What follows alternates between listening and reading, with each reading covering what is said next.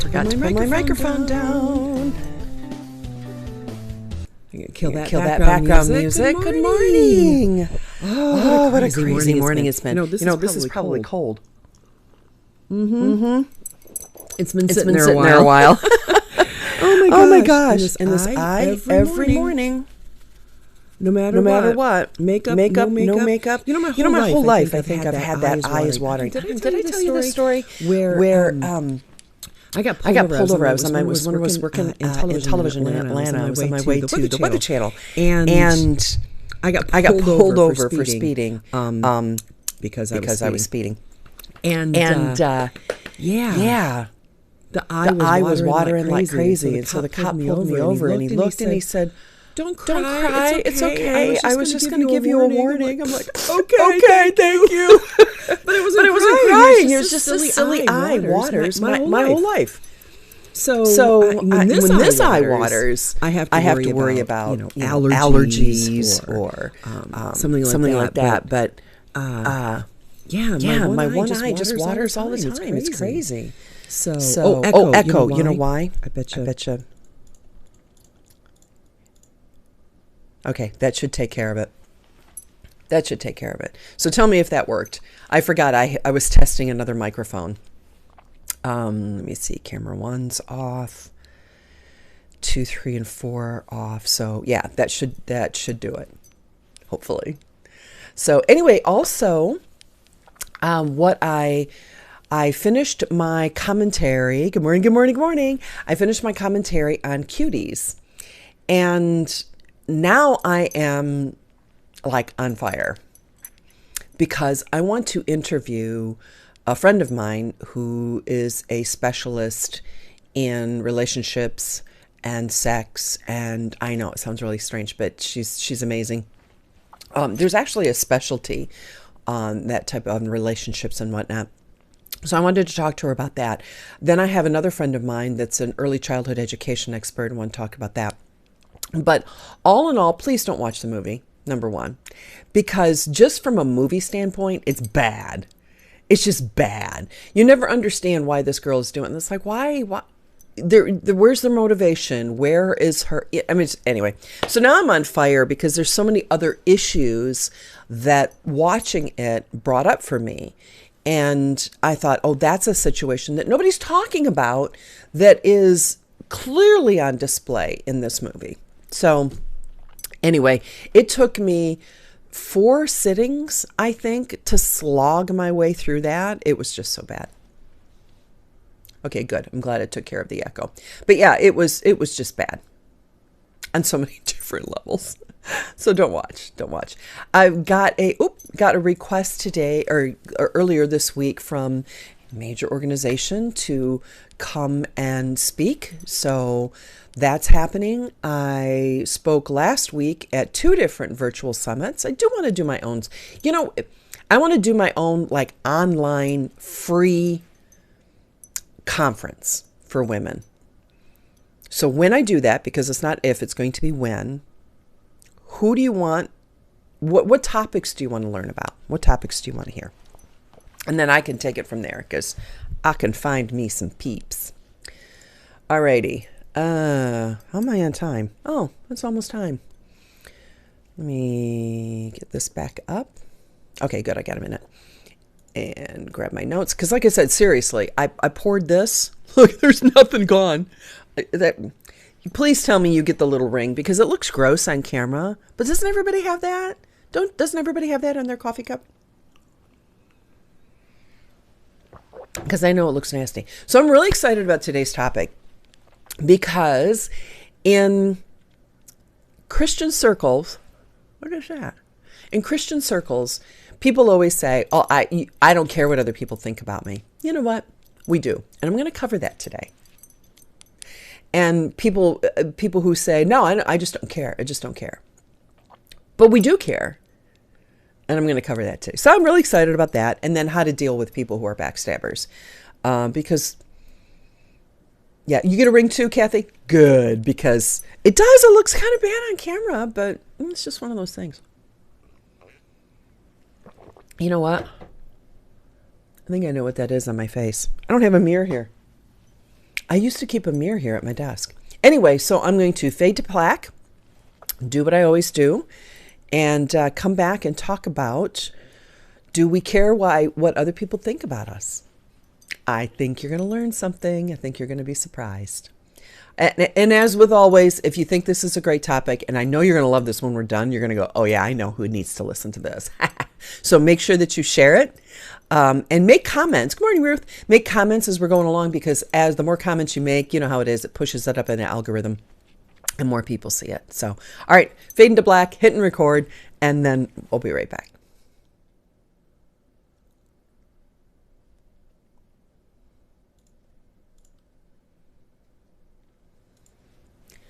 Why are we so concerned what other people think of us? And does it really matter what impression we make in the world to strangers? I mean, these are people we're never going to see again. So that's what we're going to talk about, because guess what? All of us do care, even if we say we don't. And then I'm going to talk about how to deal with backstabbers on this morning's Coffee with Colleen.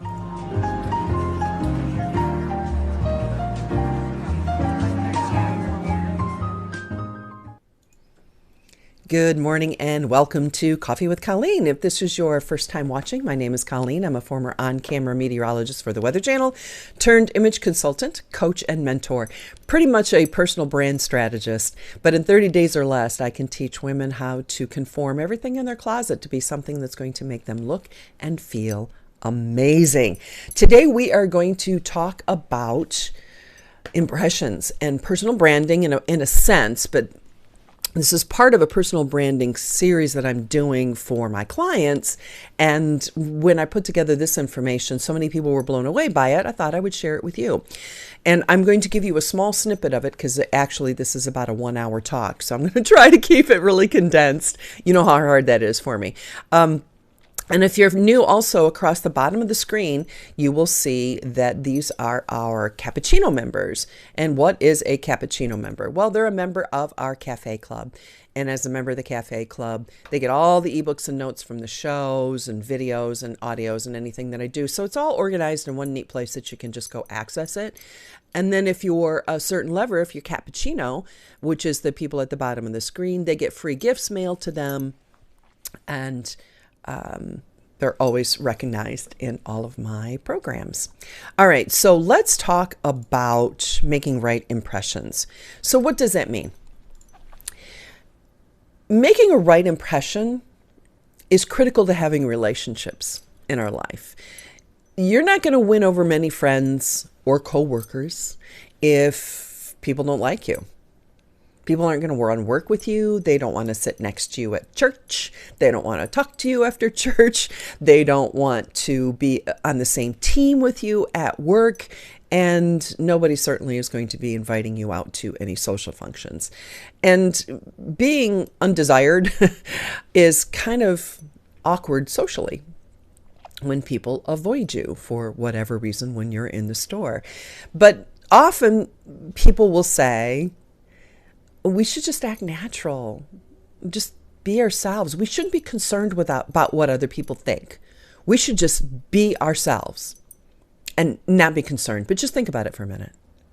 Think about what life would truly be like if everyone in the world acted however they wanted to act and just acted natural. What if nobody was ever concerned about anybody else? Think about that.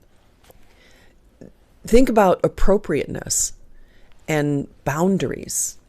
Think about how we would interact and communicate with each other if nobody cared, if everybody just acted natural. It would be a hot mess. People would be cutting their toenails at work or at the table or in a restaurant, and people would say whatever they thought. People would do whatever they wanted. So I'll get back to that in a minute. But think about the other side. Oftentimes, if we're in a situation where we have a shorter period of time and we need to make a good impression on this other person, think about that, like a job interview. When you're in a job interview, That is the perfect example of an exercise in self-presentation, in managing what other people think about you. And so you may have to put on not a front, but what you're trying to do is get across all of your best qualities in a short amount of time. So you kind of manufacture that by your responses. Tell me one of your weaknesses. Well, we've all been through that. We know how to answer that question, right? You talk about a weakness that you used to have that you made into a strength, right? So you are manufacturing your answers to put forward the best version of yourself. So it's not an artificial, well, some people do. Some people put up an artificial front, but they're putting forward the truth about themselves, but manipulating it into a conversation. Does that make sense? So if you don't make a good impression and you have the best resume, you're not going to get the job, because we as social creatures, we like to be around people we like.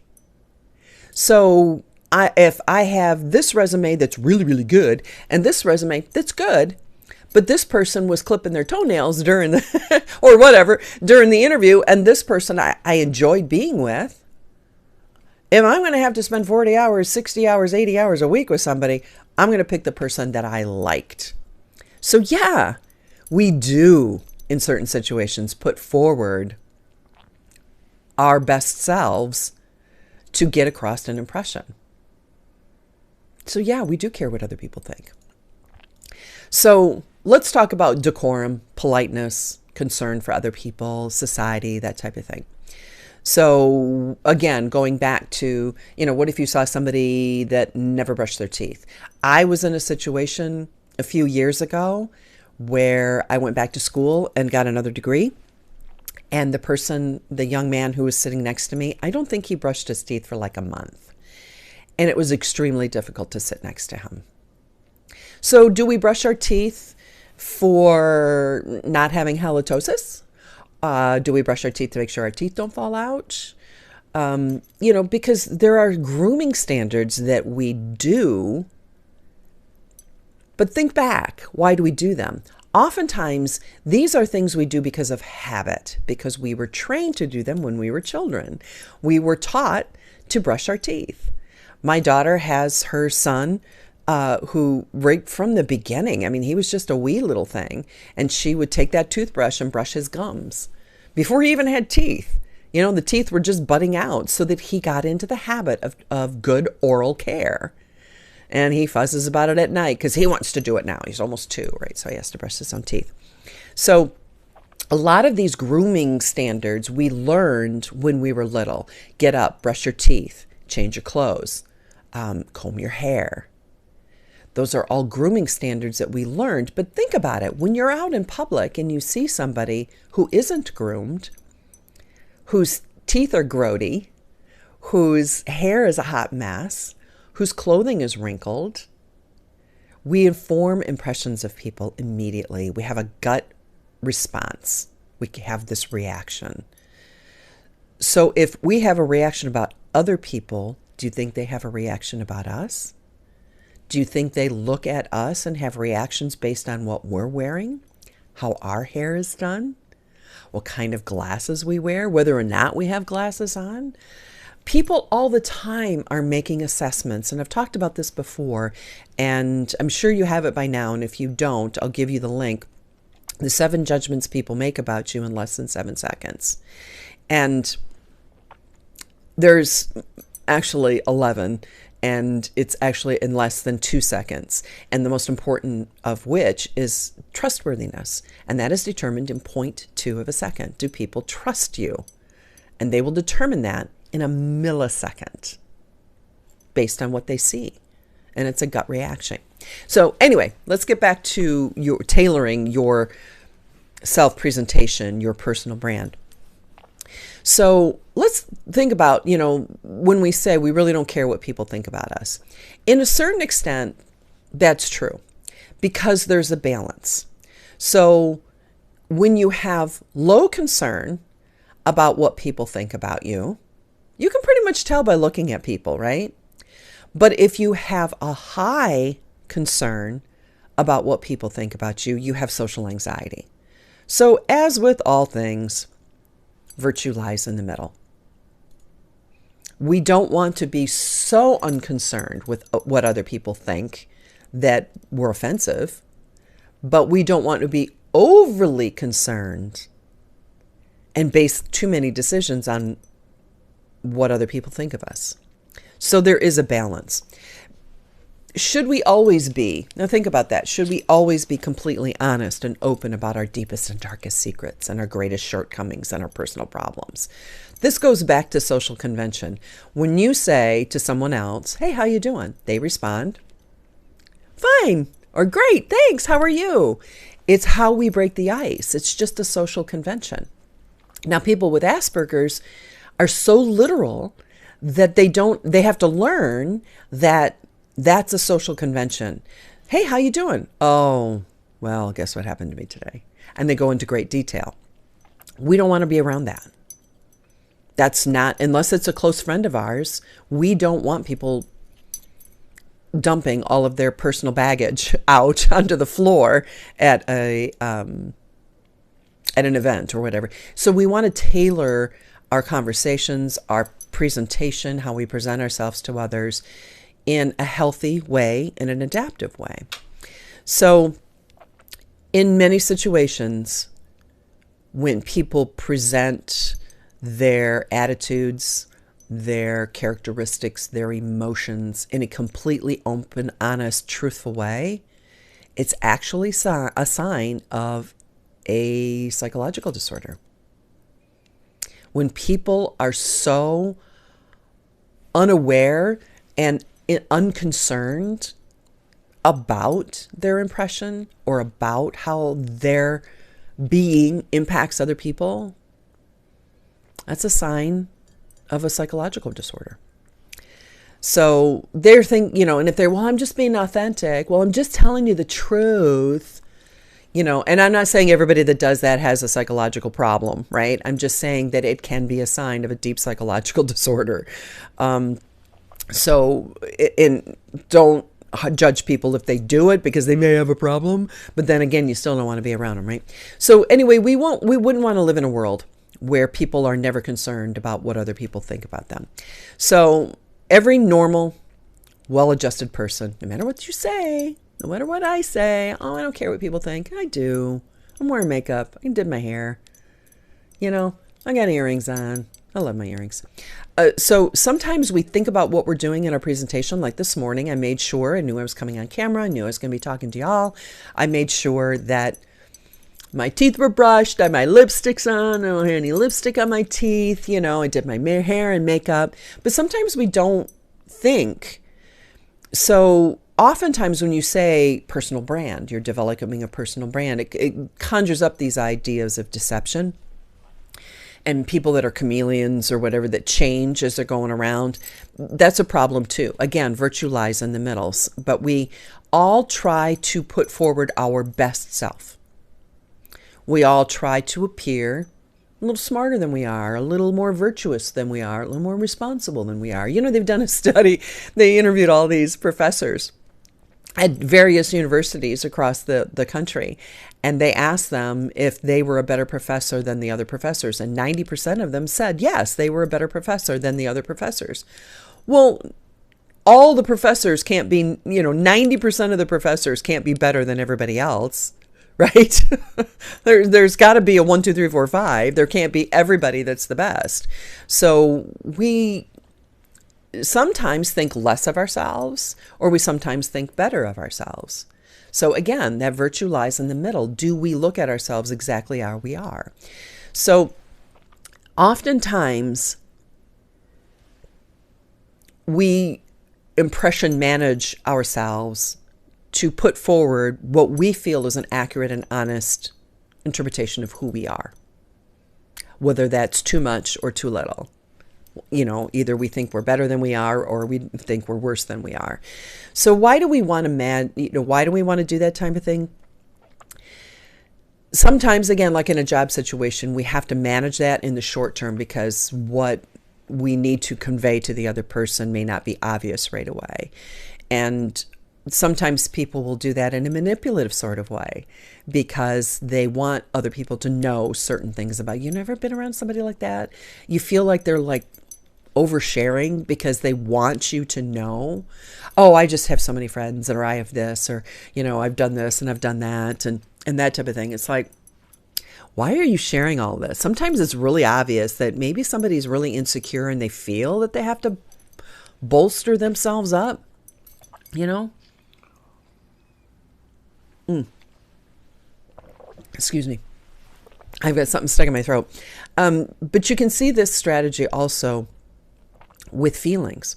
Sometimes we may have a poker face, but it's important that we send the impression of what we're feeling.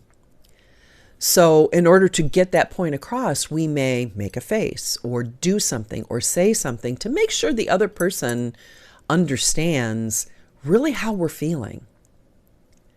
So that means you care about what that other person thinks, because you're trying to make sure that they understand your genuine emotion. So you're not putting on a front. You're not pretending to be somebody that you're not. You're getting across the fact that this is how I feel right now. So it's a tactical move, really, in self-presentation. And you're being honest, but it's also a tactical move to get across. I already covered that. Since I know this so well, I'm like jumping around, so I have to look at my notes. Like, oh, I already covered that. I'm not doing it in the order I intended to. Talked about being little and parents teaching you grooming behaviors. They're motivated by your desire to influence impressions. And okay, so what about clothing? Of course, you know this is a big thing for me, right? I want to make sure that people are comfortable in what they're wearing and that what you're wearing sends a certain impression. So today, wearing denim, so that's a little bit more laid back. If I was wearing like a blazer, it would be more professional. If I didn't have a jacket on at all, it would be more casual. So there's impression management as far as what you wear. We'll go back to the job interview example because that's a prime example. What do you wear to a job interview? Do you just go in a swimwear?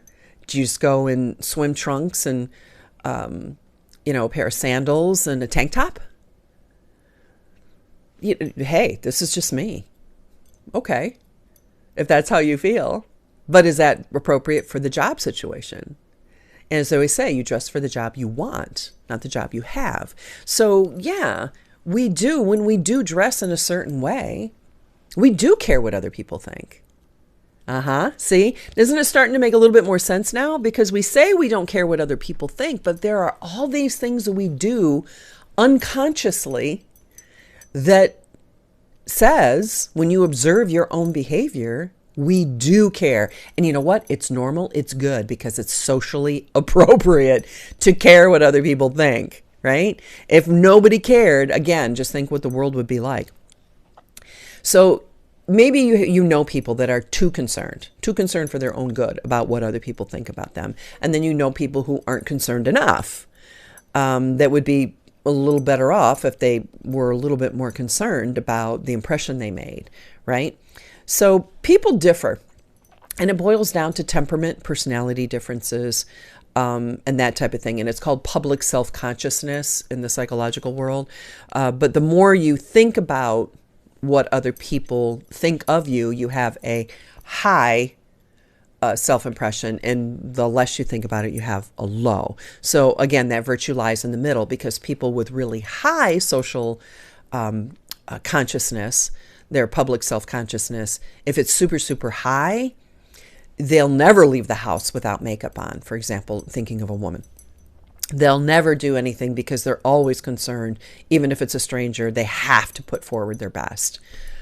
I felt really good when I started learning this, because I thought, man, I run to Walmart all the time with, it's Walmart. You're going to dress up a little bit more when you go to Target because it's socially acceptable to do that, right? So right there, you can see those memes that are online. Right there, it shows you that there are different levels of dress based on where we're going and what we're doing.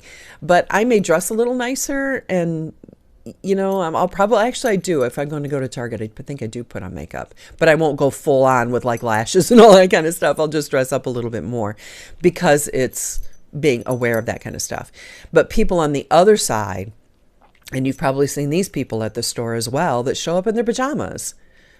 Would you ever go to a store in pajamas? I can see if it's an emergency and you're running 105 fever or something's going on, but on a regular basis, would you regularly just go to the store in your nightwear? It's not socially appropriate. So people who are super high in public self-consciousness feel like they're being observed all the time. So they feel like they can't leave the house. I know people that don't want their spouses, they're like women that don't want their husbands to see them without makeup on. I think there's deeper issues there. But anyway, this shows up in many aspects of people's behavior. People that are super high in public self-consciousness will look in the mirror when they're out. They'll look for mirrors to look into when they're out. They'll never leave the home unless they're perfectly groomed. And they're more concerned about their physical appearance, and they constantly are doing things to make themselves appear better. And then on the flip side of that, there's the people who absolutely don't care. And then, I showed that one picture of the guy with the mohawk and stuff, but there's people that do dress in a way that attracts attention on purpose. They're stirring the pot. They're doing, because they are concerned about what other people think, and they want to make sure that they send the message that this is who I am and this is what I stand for. And they do it on purpose to purposely stand out. So again, there's people, don't be quick to label, or judge, because there's people that just don't care, or there's people that care so much that they dress in a specific way, or behave in a different way, or do things with a distinction in mind, if that makes sense. So people who are high in public self-consciousness, they really want to project a better image of themselves. They're not necessarily projecting a truly honest opinion of themselves all the time. They're trying to make an effort to make themselves look better than they are. Does that make sense? Right? So people also with this high public self-consciousness tend to be more anxiety, nervous in social situations. They don't want to go places. They're concerned what other people will think and say. Everybody's going to be looking at me. That social anxiety thing. So the other people just don't care. They just go wherever they want, do whatever they want, and tend to be kind of like a bull in a china shop. So understanding that, first of all, we all care what other people think. And we may not realize it consciously. There are so many things we do unconsciously that we don't observe, but we do care what other people think. And that's a good thing. That makes us a happy social person. It makes us normal and adjusted, right? If we care too much what people think, that can be a problem. And if we don't care enough what other people think, that's also a problem. Both can fall on either side, can fall into maybe needing to speak to a counselor. And you know how I feel about counseling. I am all about it. I think it's important to have someone in your life that you can turn to go to, that's a professional, whether it be your pastor, your priest, a psychiatrist, a psychologist, someone in your life that you can turn to that can give you an honest interpretation from the outside looking in that's familiar with people's behavior. Because your best friend is going to tell you what a best friend tells you. Your best friend's going to support you in whatever you say or do, right? So I just feel that it's important that if you don't care what anybody thinks, I think it would be nice to talk to a specialist. Let's just say that, a specialist. And sometimes you have to, I have a show, you have to look up the show I did, I forget the name of it, but I have a whole show on how to find a counselor for yourself, because I went through, I think 3 or 4 before I found somebody that, you know, there's always somebody that graduates at the bottom of their class, right? So you need to go through a few people before you find somebody. You know, I had a spiritual director once that was not good for me. And I didn't realize that at the time. And he was my spiritual director for years. And I had another priest told me, I think you need to find a new spiritual director. And once I removed myself from this situation and saw it, and I looked back on my life and the decisions that he told me to make, which is not what you're supposed to do, yeah, it was a bad thing. And that's how I learned that you have to go through a few people before you really get that. So now, what about people who actually do backstab you? So in essence, we don't care what other people think, but we do care, especially if it's not true, or we shared something with somebody and they spilled the beans. And that's one of the ways when people, you know, and I say this to people who say, I don't care what other people think. And I said, we all have like a deep, dark secret, something we've done, something we've said, something that's happened in our lives, somewhere along the line that was really embarrassing. And it may be not like a deep, dark secret, but it may be something that's really embarrassing. And you think about it now and you still kind of blush. So let's say you're with people that you like. And if they knew this tidbit, this brief flash of a moment in your life, they may think differently of you.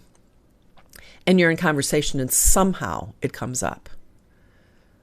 And, you know, your mom walks into the room and says, remember that time that, you know, blah, blah, blah, blah, blah. Oh, gosh, that was when I was a teenager and rebelling and I made those stupid decisions as a teenager and I don't want anybody to know about that. And now it's out and you're embarrassed. If you truly didn't care what other people think, you wouldn't be embarrassed. You would have told the story, right? So there's those situations. But anyway, so what to do with somebody that's toxic?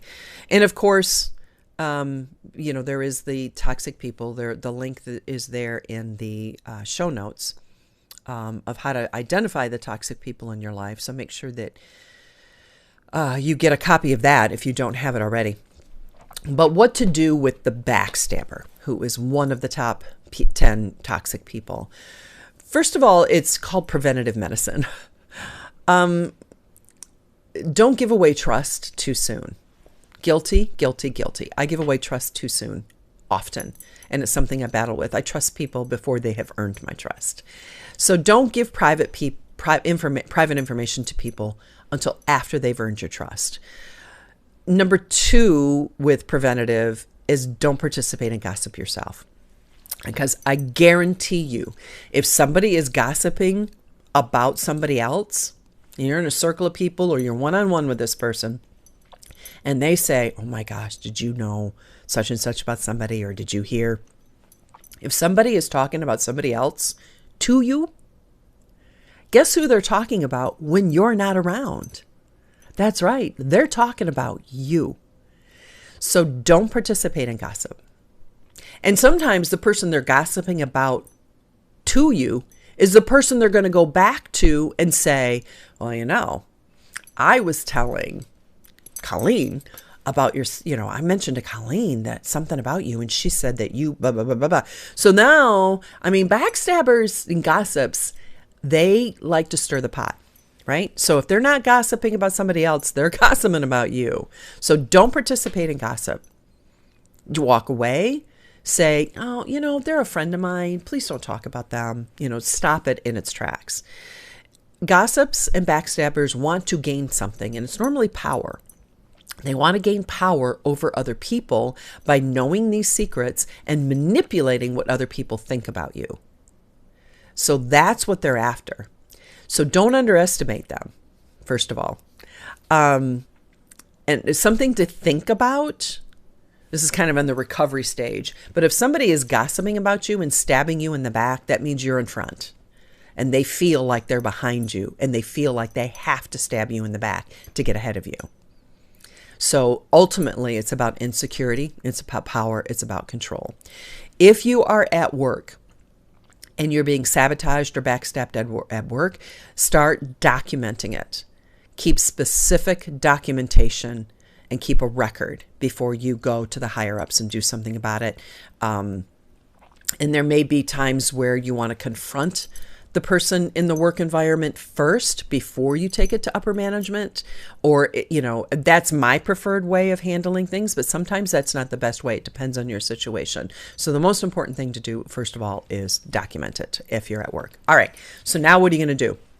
You find out that somebody's backstabbing you and gossiping about you. First of all, stay calm. Realize that most people don't like gossips unless they themselves are a gossip. So if people are gossiping and backstabbing in general, they may not be that trustworthy a person, and other people may not find them very trustworthy. So stay calm. Emotional responses are 99.9% of the time not the best way to respond to something.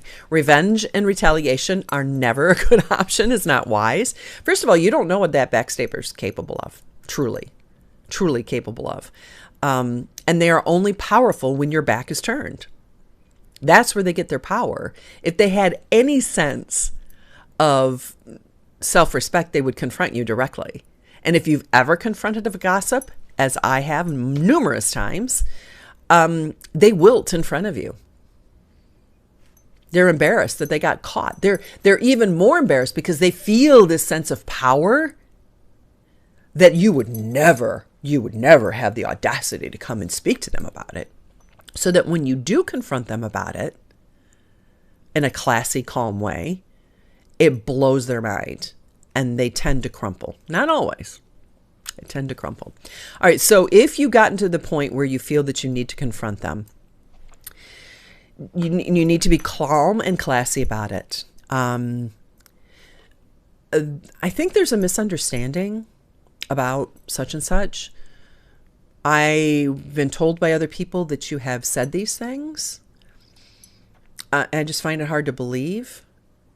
So I just wanted to clear the air. Can you tell me about that? And then throw it on them. Okay. I've heard there's been these false rumors about me. Do you know anything about that? And then watch them backpedal and their eyes will shift and they'll, their body language will change. Or it could have been a misunderstanding. The person who told you might have been the gossip who was trying to stir the pot, right? You don't know. So if they said that came from this person and you confront the person, do it calm, be classy about it, and hear them out. If they start to explain or apologize, it could have been a misunderstanding or it could be malicious. So listen. You have 2 ears and 1 mouth. Use them in that proportion. Listen. Give them enough rope to hang themselves, because if they're guilty and you give them enough rope, they will hang themselves, because guilty people like to talk. And also, you know this with your kids. If you say, "Did you have the cookie?" No. But if it's like, no, I wasn't even home. I don't even like cookies. I mean, methinks thou dost protest too much, right? So a guilty person is going to rattle on and on and on, unless they have a psychological problem, and then you've got a different issue. So just prove them wrong by staying calm and classy. Handle it. Your actions will speak louder than your words. So if you run in there and start yelling and screaming, and especially if it's in a work environment, that's not a good way. Then you need to drop these backstabbers out of your life. This is a toxic problem. This is an issue. They are not going to change. If they're gossiping about you, they're gossiping about other people, and who wants that in their life? You don't want that to be around it. Now that it's been dealt with, if it's come to the point where you've confronted them, you've cleared the air, you have dropped them out of your life, it's time to move on. It's time to let it go. Don't let these things fester in your mind, because then what do we know about our memories? I've talked about this before. 80% of our memories aren't accurate. So when you're upset about memories of things that have happened, don't trust your memory, because your memory will blow things out of proportion. Remember, your brain is dumb, and your brain tries to protect you and will always portray you as the innocent party, even when we're not, right? So be careful about your memories. But when something like this happens, it's a forgive and forget. I forgive you, but you're out of my life now. because I'm not an idiot, right? We're not doormats. We're not meant to keep people in our lives. Just because we're Christians doesn't mean we keep people in our lives that use us as a doormat. We confronted the issue. We've dealt with it. We've resolved it. We've now eliminated this person from our life. We said, you know what? I may have trusted this person too soon. Maybe I did give them private information. Maybe I didn't. Maybe they just created it, which has also happened. But in either sense, it's time to turn your back on it. Otherwise, you're still giving them power over your life. So I hope that was helpful for you. If you thought this was helpful, then share it with somebody else. And let's see if we can get a better sense of, I don't care what other people think about me going on in our life. All right. Thanks for watching. Take care. And we will see you next time. Let me find my animation. There it is. Got to find my closing animation. Take care. God bless. Bye.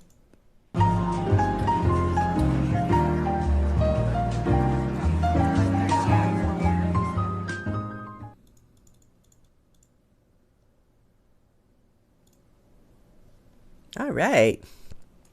Okay, let me get this out of the way. Oh, now I have to edit. I forgot to turn off the recording. Okay. All right. No echo. Yay. All right. All righty. God gave you gifts. Use them. Amen. Should I put watching anime as a skill on my resume? Don't know. Yeah, young man didn't have time to brush teeth between watching anime. Could have been. He was so good, too. It was amazing because I just think he just wasn't socially aware. You know, but literally we're sitting 4 feet apart. This was before social distancing, right? We were sitting 4 feet apart. And he was facing his monitor. I was facing my monitor. And I could smell his breath. And I actually talked to the professor, was a friend of mine, or became a friend of mine. And I actually talked to the professor about it. I went, how can I graciously move to a different spot? He started laughing. He goes, I know exactly what you're talking about. He goes, nobody ever wants to sit next to him. I said, you know, it's really too bad because he's a good animator. It was a 3D animation class. He's a good animator. He knows his stuff. He was a nice enough young man. He just never brushed his teeth or showered. I mean, it all kind of goes together, that whole grooming thing. You never get a second chance to make a first impression. You're absolutely right, Fiona. Hey, good morning, Minette. As a realtor, I feel like I'm often called to catch those hearts that pour out in the social situations, patiently being a safe and a soft place to land. Yeah, there will be people that will do that too. And my family always jokes about it because I'm the type of person that you can get in the elevator and we'll go up 5 floors and somebody that got in the or 3 floors, people that get in the elevator, just there's something about my face that people feel that they can tell me their deep, dark secrets. Happens to me on airplanes, happens to me in grocery stores, wherever I go. It just, people feel that I'm a safe place. And the funny thing is that I am. Because I'm a vault. I have heard so many confessions and secrets. And I don't like gossips and I don't like talking about people. And I mean, I've shared stories what people have told me on airplanes. I don't know their name and I'll never see them again. And they don't know my name and we'll never see each other. You know, so I've shared those types of stories before. But when somebody comes to me with a personal story in a situation, I'm a vault. It goes in and it doesn't go out. Yeah. And I think, Joanne, I think you're right because people need sometimes a stranger that they feel that they can trust. And I can see why somebody would trust you like that. I would feel the same way. You can just kind of sense that about certain people that, you know, they'll listen. Oh, thanks, Rex. Yeah, it was, I had a scarf because this is, this is not a shirt this is actually my workout shirt. And I worked out, or I started to work out. And then I went, you know what? I don't have time to work out. So you can see it's just all super loose. If I tucked it in, it would be there. Now it's probably a little bit better. But I had a scarf here and then it didn't work. I just didn't like how it looked. So I grabbed the turquoise at the last second. So thank you. And my turquoise earrings are in the other room. I need to look at myself as being a personal brand. Yeah, absolutely. It goes against what my inner voice says about not being worthy bothering with. Ah, interesting. We need to talk about that, Fiona. Hey, good morning, Judy. Haven't seen you. Linda said these days I'm not able to be online as much. Just popped in. I want to say how you look absolutely lovely. Thank you. I appreciate that. Rex says I'm the bull in the china shop. Socially, I'm always gauging people in social settings. It can be fun. Jocelyn said as spiritual director, there was a disaster for me as well. 7 years. 7 years. Yeah. It wasn't good. It wasn't good. Judy says in my career development course I covered how to dress for an interview, which is so important. Yeah, your first impression is so vital. And you never get a second chance to make a first impression. That's in one of the courses that I teach. And well, it's what I did on one of the online virtual summits I did out of Australia. I think it was last week. So I was a speaker at the summit, and I was talking about brand management and first impressions. And I show the one picture of Dee from It's Always Sunny in Philadelphia, where there's this one picture of her with like a whiskey bottle, and her hair's a mess. She's got no makeup on. She's smoking a cigarette and that type of thing. And then the next picture is her like she normally looks. But if you see somebody that way the very first time, first impressions are lasting impressions. And especially if you're in a job interview and somebody comes in and their clothing is sloppy, that's indicative of the fact their work is going to be sloppy. So if their hair is sloppy, their clothing is wrinkled, they don't have attention to detail. And that comes through in the clothing that they're wearing. So, and then there's always the colors that you wear. And blue may not always be the best color to wear. People don't understand that. They're always like, oh, blue is the best color. Well, not always. It depends.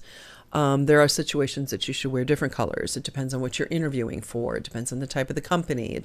So there's all these these factors that go into consideration, but I am developing this personal branding course on how to develop your personal brand. And people say that all the time. They're like, I just don't care what other people think. Yeah, you do. And if you don't, there's a problem. You need help. And if you care too much, that's an issue too. Then it's a social anxiety issue.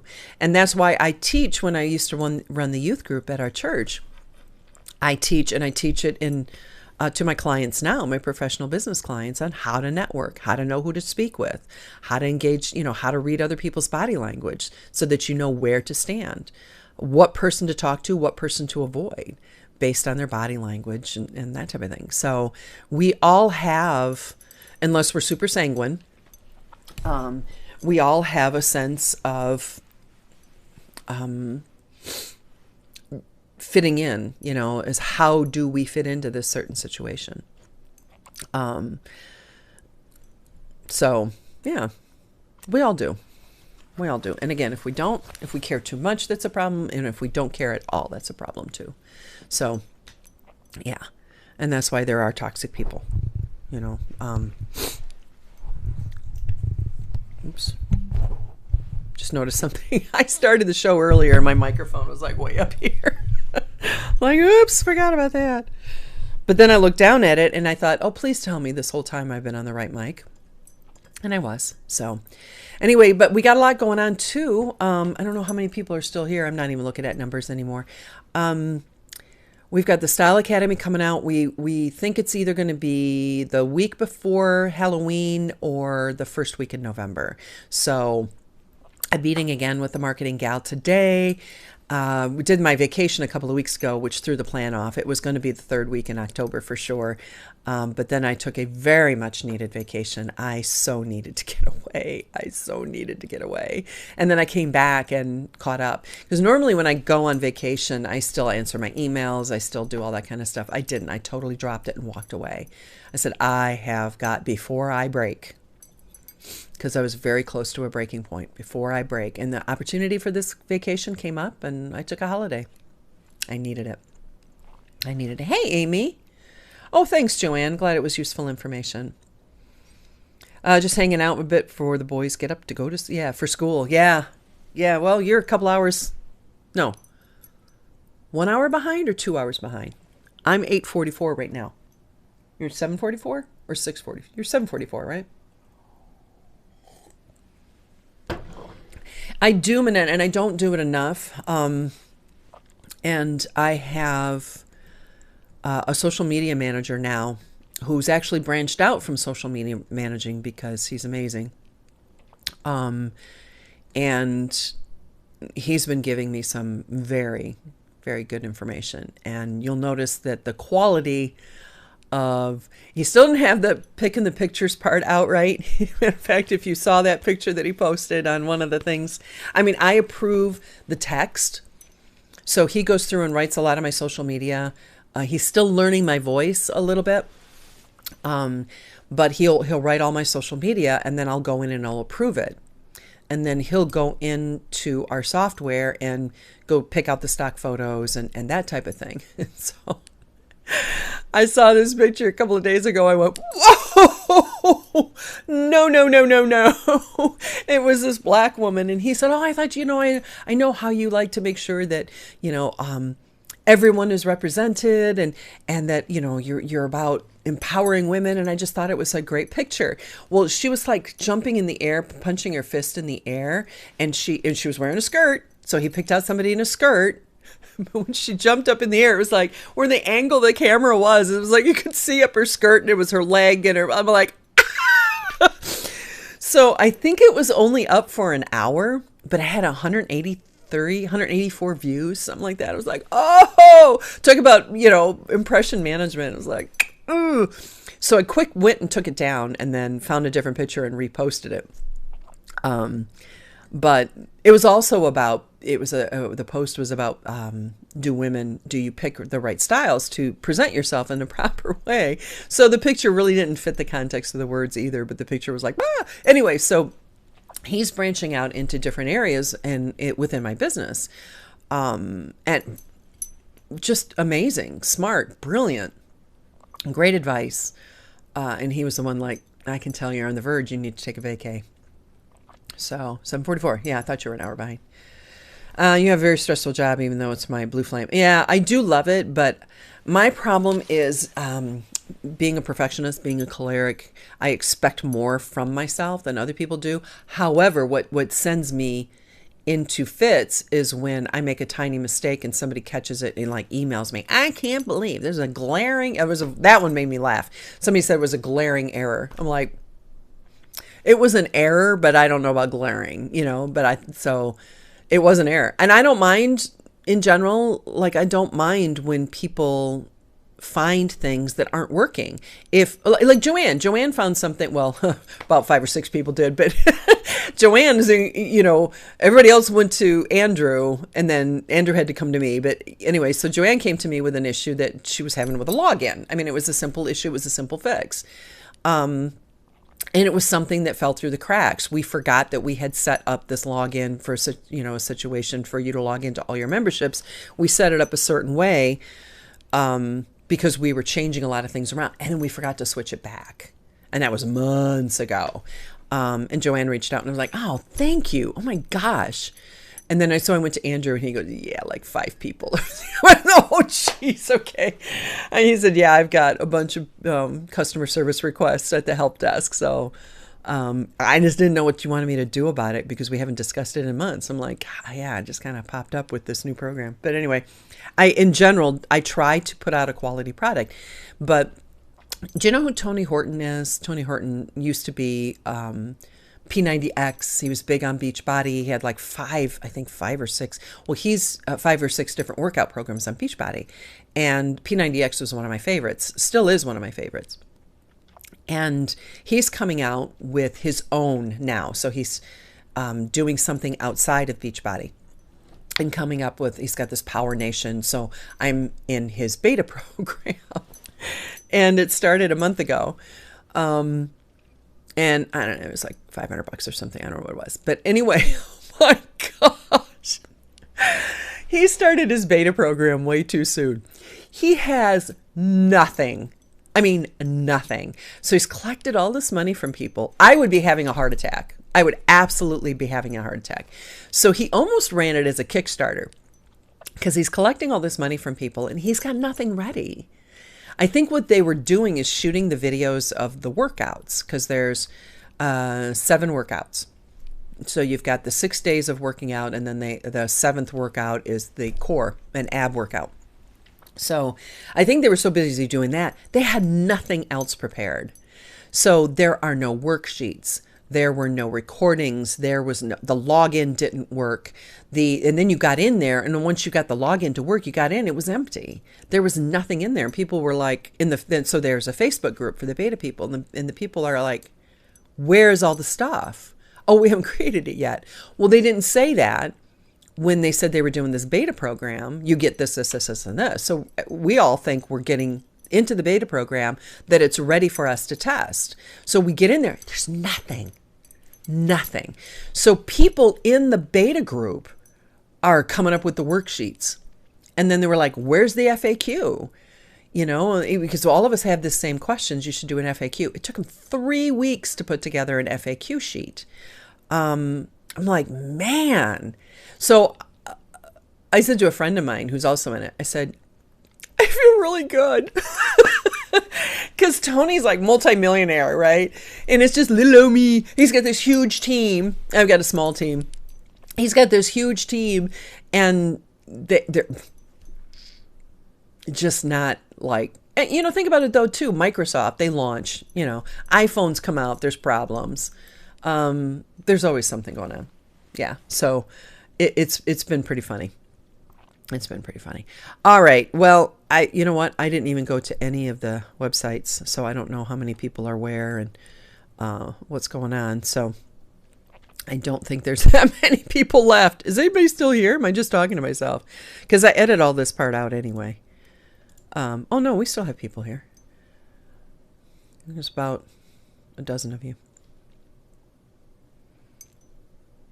Huh. Yeah, and it's still not. Now that I'm going and looking at comments on YouTube and on Facebook, you know, I have the unifier that gives me all the comments in one place. And it's not. It seems to have a huge delay. A huge delay with, like Judy, you said people can be so focused on negative nowadays, shut it out. And it doesn't show up in my unified chat, but I have to see it. So Paulette's still here. Kathy's still here. All right. Yeah. Huh. I try not to talk about technology. I don't remember who it was, but somebody says, you always complain about the technology. It's because it never works. Oh, it's so funny. But the new program that we're working on right now, I'm so excited. We've got so many, it's all behind the scenes. I mean, there's so many things going on behind the scenes that years and years and years ago, a gentleman by the name of Ryan Dice, who runs Digital Marketer, if you're familiar with them, they're out of Austin. But they run marketing campaigns for top, you know, like McDonald's and all that kind of stuff. So anyway, he branched out, and he and his co-owners wanted to work more with small businesses, and their goal was to take 10,000 businesses and make them multi-million-dollar businesses. And I am one of those people that he's working with. So years ago, I started working with him. That was before my mom got fell, and you know, that whole thing happened. And he looked at everything I had and went, you have so much stuff, but you don't have one solid bridge built. You don't have that $1 million bridge completed. So there's so much that has to be built behind the scenes. So like you sign up for a program, like once you get into the Toxic People program, there are weekly emails that go out. There are, you know, things that happen on a regular basis. All of that has to be built behind the scenes. So we're finishing, like mapping out the entire process with the Style Academy. So this is what you come in with initially, and this is how, if you've never heard of me before, what is your process of how you learn to trust me, basically, and what I'm going to provide for you. And so there's this whole process. So anyway, years ago, Ryan looked at everything I had, and I was one of the groups, I was in the first group of people that he started to mentor. And he said, I'm blown away by you and your product. Easily multi-million-dollar company. easy, easy, easy. I would love to hire you. I'm like, no, I want to run my own company. I don't want to work for somebody else, you know? And then everything fell apart. I had to drop out of the program. And then I got back into the program a couple of months ago. And he's changed it all up. And so now I'm part of the beta program again. I was the beta program the first time, and then they're going through a new program where they're perfecting it, and I'm the beta program again. So much better this time. So yeah, I'm going through it again. And I have a private coach that I meet with on a regular basis on every Wednesday, actually, and sometimes more often than that. It's been amazing. It's really been amazing. So much going on behind the scenes that we are perfecting everything and getting all the groundwork laid. There's more I need to do with the How to Resell Online program, which blew out of the water last week. I was overwhelmed with the reception. It will never be offered at that price again. So I hope you got in on the $27 because you'll never get it that cheap again. Never, ever, ever. Matter of fact, my marketing coach was like, that's like a $500 program. 27, seriously? I'm like, well, maybe not. She said, yeah, because somebody can turn around. People were turning around making, $500 to $1,000 their first week based on the information that they learned.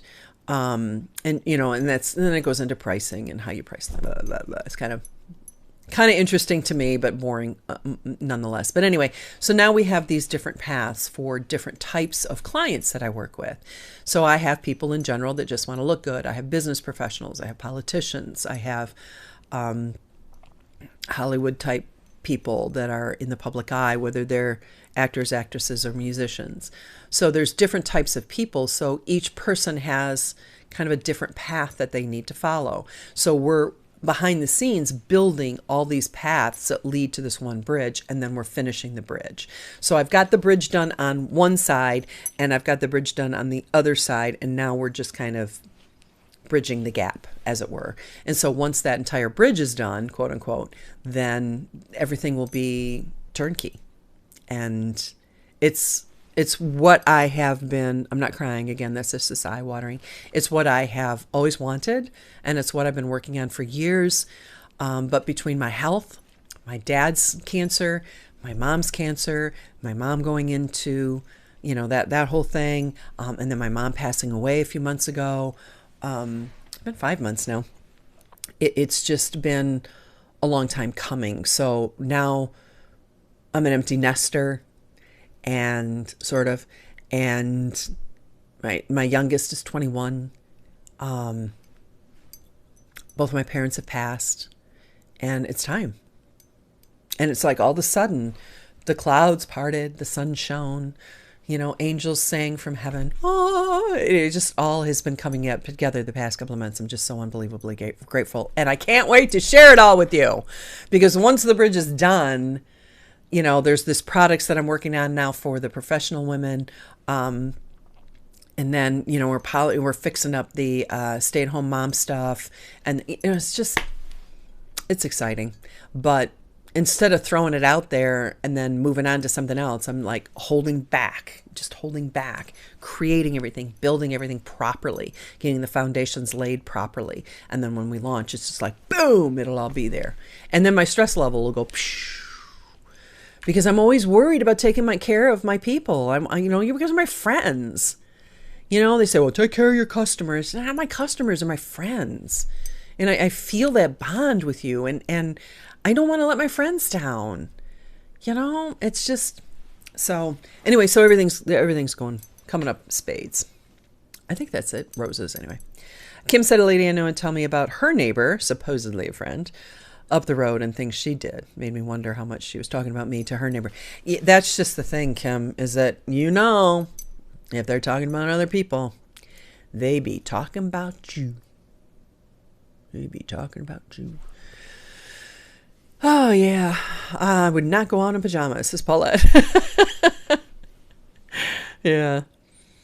Let me see. Always do an awesome job and give about 150% all you do. I try. Thank you for noticing that. I appreciate that very much. Especially when it's kind of funny, because people who have been with me for a long time, they kind of expect that. But I go out like the Tony's program. I go to his program like, nothing's done. And the stuff that's done is like, seriously?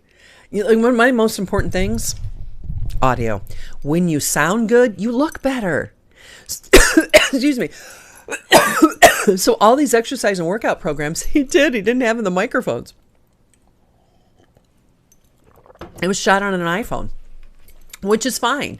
But you can get wireless microphones cheap. And I know he's a multimillionaire. He can afford it. Get them cheap. So you record your audio separate and then you record the video. I mean, I record stuff on your iPhone all the time. It's got a better camera than the camera I'm using right now for this. iPhone cameras are amazing. So yeah, shoot from your iPhone, which is fine. I loved it. I loved the authenticness of it, the grittiness. I felt like I was in the gym with him, and the camera, his wife was kind of shooting from her camera. I can't believe it's 9 o'clock. My phone just binged. Been an hour and 10 minutes. And it was awesome, but you couldn't hear him. And there was like this echo. Oh, so yeah. But I do try to give 110% at least. I like to provide quality information. I like it to look pretty. And I think when people know that and they see it, I think they really appreciate it when they've seen other people's stuff that they've paid a lot more money for that isn't as nice a quality, isn't as good of information, and it's not presented as well, and there's not that follow-up. And I signed up for this one program. I paid $400 for it. And I'm inside the membership area asking questions. And I noticed that questions in the membership area from years ago still hadn't been answered. I went, So I contacted customer service. Like 3 weeks later, they got back to me. Andrew, 6 hours. And then once I got to know, so I got to know the customer service person and everything. And then I was talking to the customer service person. And then we actually ended up getting on the phone. She goes, let me just call you. And so she called me and we started comparing notes. And we started comparing the size of their email base and their customer base and how many how many people were inside that membership and whatnot. And I'm like, I'm small, but I'm bigger than you. I'm bigger than this guy. I mean, I have more people inside my membership programs and that kind of stuff. And I go in there every day. Are there questions? Do I need to? Okay, this. And a lot of times people don't post in the membership, but they'll email. They'll email Jennifer or Andrew, or sometimes they'll email me. I try to get back to those 24 hours max is my goal. And this was 3 weeks. And the quality was just not that good. I'm like, I paid $400 for this. So she was all apologetic and she offered to refund me. I was like, I hate asking for money back. I just don't like to do it. And she was like, no, I really think you need to give your money back because, I'm really, I said, well, okay, if you want to, So she ended up giving me my money back. But anyway, I wish I had half your energy and ambition. I easily get bogged down and then don't get much accomplished. You know what? I do the same. It's not, we all have it. Hey, Teresa, you look great, by the way. Sorry for all that you've been through. Yeah, my mother asked me the other day, why don't... Okay, you got cut off, Teresa. Let me go over to Facebook, make sure that... Oh, yeah, you got cut off over there, too. Why Don is all I got on your question. My husband asked me the other day, why Don? That's all I see. But thank you. So anyway, yeah, it's been over an hour. And really, frankly, these earrings are starting to pinch. They hurt. Andrew is awesome, isn't he? Due to a glitch when I signed up, I got billed twice for the same measure, fixed it with 24 hours and the money back in your PayPal. Yeah, he told me about that in our weekly meeting. So, because I think what had happened was once, I think you were double billed. You had 2 different accounts for some reason. And so he closed down one account, but both accounts were tied to the same email. So it locked you out of your membership when he refunded. And he didn't realize it. He thought, so it's kind of funny. Oh, why don't you listen to the coffee lady anymore? I like that. The coffee lady. Yeah, because I was gone for a year. I missed you. Missed you too. So anyway, all right. Well, I have to get scooting because I have to finish up this thing on cuties, decide what I want to do, if I want to release my own video, or if I just want to start interviewing people. I really want to interview people because I think there was so many important concepts that were brought up in Cuties, and everybody's talking about the sexualization stuff, which is true. But I don't know why the Muslim community isn't up in arms and complaining about it, because it does not, she comes from a Muslim family from Senegal, and it does not portray Muslims well at all. And there's no parents present. These girls are just mean. The main character, she's stealing. There was never really, I mean, it was just poorly. It was a bad movie you just take all of the controversial stuff out of it. It was just a bad movie. Literally took me 4 sittings to force myself to get through the whole thing. And then now I want to go back and get some quotes out of it and stuff. I'm like, oh, I don't want to watch it again. It was so bad. So anyway. Internet dropped in the middle of the payment. You made this. Oh, that's what happened. Okay. Paulette says, you look good. Nice to see you in a casual look. Yeah, thank you. Actually, I used to, you canceled Netflix because of Cuties. I had to subscribe to I actually don't subscribe to it. My daughter does. So I didn't pay to subscribe to it. I used my daughter's login. So I used my daughter's login to go into Netflix to watch it. And I have watched a couple of things on Netflix that I actually really enjoyed. The Social Dilemma being one of them. I think it's a must watch for people. I wish it wasn't only on Netflix. It is shocking how much all these social media platforms manipulate what we see. And it's a matter of them just going clickety click, dialing, turning a dial, and they can. And they said, I'm not going to get into it because it's, we've been on an hour and 15. My chair is getting uncomfortable. It was awful. Judy, did you see it? Oh, so bad. It was so bad. And there were some good issues that they brought up, but it didn't have to be done that way. It was so poorly done. It was egregious. It was egregious. It was poorly done. We really did enjoy some things, and how much crap do we need to watch? I know, we really don't. And see, that's the thing, is that this stuff is all programmed, and they talked about this in The Social Dilemma, which I watched yesterday.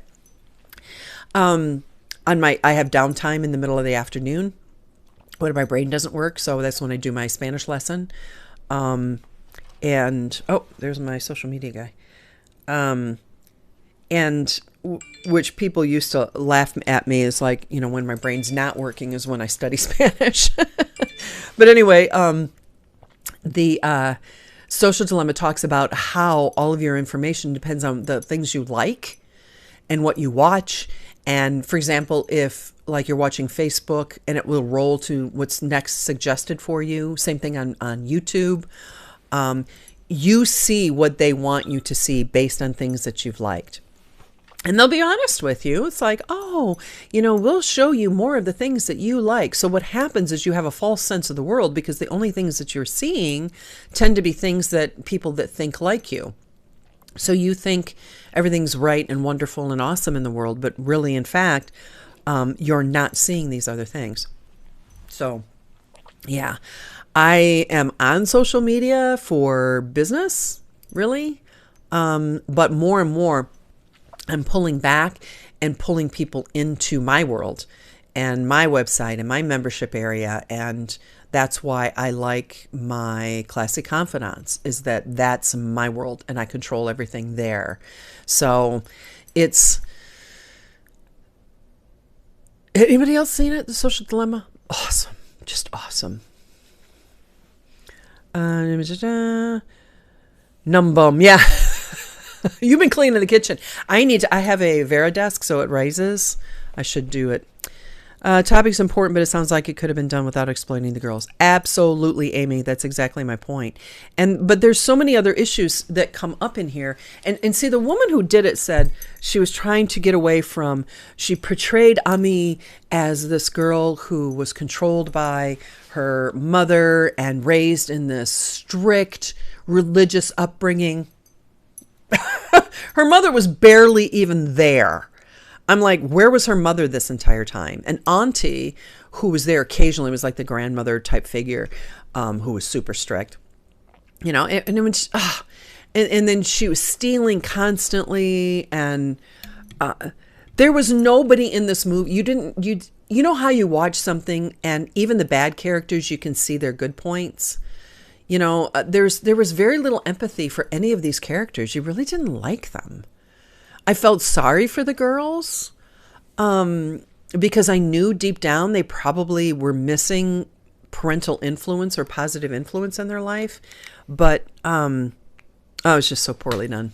There's so many things I can talk about that whole thing, and that's why I'm struggling with, do I want to come out with my own personal commentary, or do I just want to start doing interviews with people and specialists that can speak to this, the issues that should have been addressed that nobody else is talking about, that from cuties, that should be talked about. Everyone's focusing on the fact that, yeah, they were dressed inappropriately, they were dancing inappropriately, and they were doing, camera shots inappropriately. Yeah, but what about all the other issues that these girls are going through? The social media. There's a whole thing. She really felt this pressure so she stole this guy's phone and made her own social media account and was posting all these pictures on social media so that she could get likes, so that people should like her, which is why I ended up watching Social Dilemma. Why aren't we talking about that issue? Why aren't we talking about the absolute lack of positive role models in these girls' lives? Why aren't we talking about their disruptive behavior and all the sass and the talking back, and why they were never punished, why they got away with all this stuff? There's so many other issues that need to be addressed. And so I think I'm kind of talking myself into not doing my own commentary and just starting bringing people in and interviewing them, because I really want to get my podcasts up and going. So anyway, I need to, got to get this day started. Everyone's saying, yeah, me too. And my bum is really numb. So anyway, I'm going to edit all this stuff out of my Facebook one. And I'm actually going to I recorded this, I'm going to re-upload to YouTube, so there's a shorter version, because nobody's going to watch something that's an hour and a half long. So anyway, unless you're Joe Rogan, and I'm not. So anyway, that being said, let's get our day started. It is Wednesday. It's midweek. Let's finish the week strong and happy and blissful, and then head into the weekend with joy and gratefulness and appreciation. All right, take care. I love you. See you next Wednesday. And if you're one of my classic confidants, you'll probably see you tomorrow. All right, take care. Bye now.